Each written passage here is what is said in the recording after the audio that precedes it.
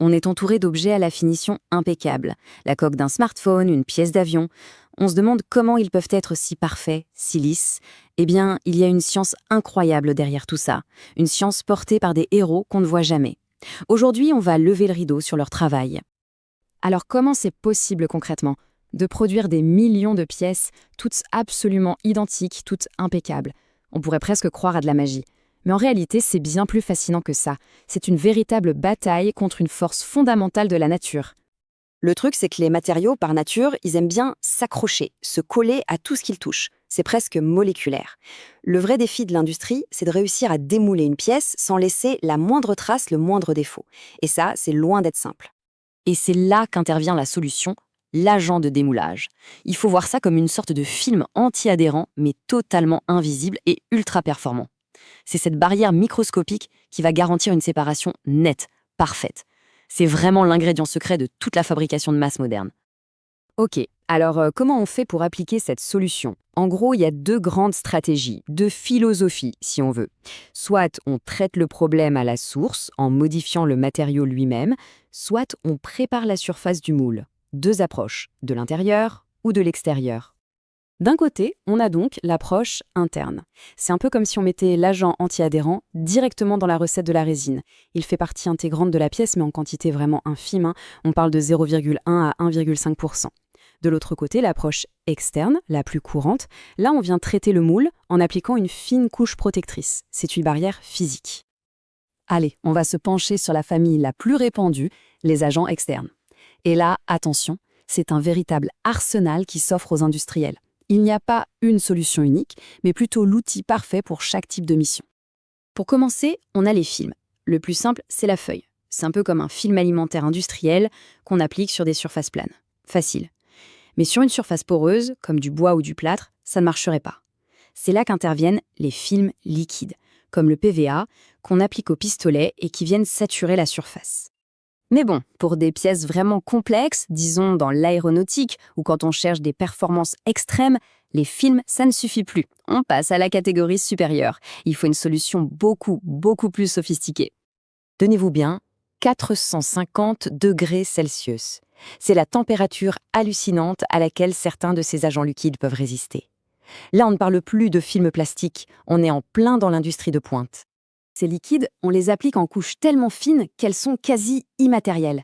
Et le résultat est juste spectaculaire, une finition d'un brillant si profond qu'on l'appelle le polynoir. Forcément, une telle perfection, ça demande un processus quasi chirurgical. 4 applications successives avec un temps de séchage très précis entre chaque couche. Et évidemment, une telle technologie, ça a un coût. 250 € le kilo. On voit bien que ce n'est pas un produit qu'on trouve au supermarché. C'est un véritable concentré de R&D, indispensable pour les industries les plus exigeantes. Après cette plongée dans la haute technologie, revenons à une méthode qui a largement fait ses preuves. La cire. L'approche est plus manuelle, on va dire, mais elle reste incroyablement efficace et super polyvalente. Mais attention, il y a cire et cire. D'un côté, on a les cires standards, souvent à base de produits naturels comme la carnauba. Elles sont parfaites jusqu'à 60 degrés. Et de l'autre, on a des cires de compétition, entièrement synthétiques, capables d'encaisser 180 degrés et une pression de 100 bars. On n'est plus du tout dans la même catégorie. Le truc, c'est qu'avoir le bon produit, ça ne fait pas tout. C'est un peu comme avoir la meilleure peinture du monde sans savoir se servir d'un pinceau. La manière de l'appliquer, le geste, c'est tout aussi crucial pour atteindre ce niveau de perfection. Prenons la cire, par exemple. C'est un vrai rituel. D'abord, on applique en mouvement circulaire. Ensuite, et c'est très important, on laisse respirer 5 à 10 minutes, le temps que les solvants s'évaporent. Et seulement après, on lustre pour faire monter la brillance. Et ce n'est pas fini. On recommence tout ça 3 fois. C'est un vrai travail de patience. Sauf qu'un moule, c'est un peu comme une super poêle de cuisine. Même avec le meilleur revêtement anti-adhésif, à force de l'utiliser, des résidus finissent par s'accumuler. C'est ce qu'on appelle l'encrassage. Et la surface, qui était parfaite, commence à perdre de sa superbe. La solution, c'est l'entretien. Un entretien régulier et super rigoureux. En général, au bout d'une dizaine de cycles, c'est l'heure du grand nettoyage. On commence par enlever les résidus avec une pâte à polir légèrement abrasive, puis on termine avec un lustrant non abrasif pour retrouver cette fameuse brillance miroir, comme si le moule était neuf.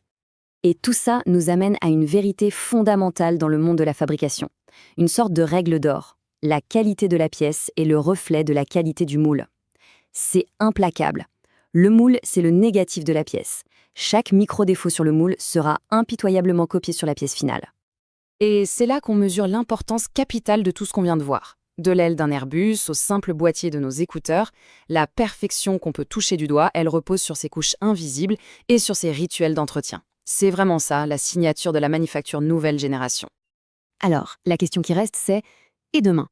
Avec l'impression 3D, les nouveaux composites, l'automatisation à outrance, comment ces technologies de l'invisible vont-elles devoir évoluer? Quelle sera la prochaine révolution dans cette quête sans fin de la séparation parfaite? C'est une question passionnante.